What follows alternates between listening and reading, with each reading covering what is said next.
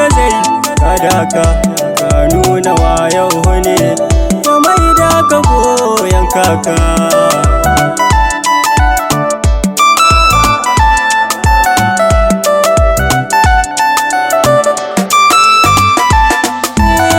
Yau na aje kwari da baka na sallama maka so, na gane ko ta ina kan na iso. Kowane ɗan adam ku bincike shi, na san da so ya faso. Inda muna da rai ba mu rabu ba, ta jiranki ni ba zan gaji ba. To yau ba musu da kone so da ƙaunar ki na ɗauko, na kaguwa gari ya wahe gurin ki na sauko. In zo miki yau gobe da jibo har in cike mako. Sannan masoyiya Allah ke ce rufin asirina, kada ki bar ni so tabbas zai iya shafe sunana.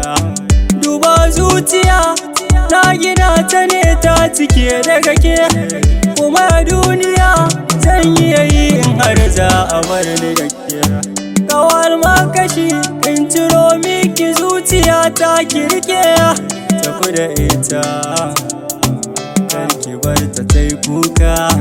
Sani gwanata kin hana ni dafe kai, sani sarauniya ki taimaka min ki gani kan hanya. Ina da matsala ki agaza min ki ciren jinya. Tashi diyar musulmai na sani kin gaji alkunya. Me kike so gaya min yanzu in fice nema, ya kike ji tura min ba ta yin kamar gudun. Safari tashi nake a kanki, tabbas rai yana fama. Taimaka min ko sau guda ne ki mana halfarwa, mata so za ke gaya min in ji ta fito fili. Babu komai su yi ta ce min hula ta fi ɗan kwali. Samun ki komai yawan za alkairi ne, kika bar ni ko da uwa maraya ne.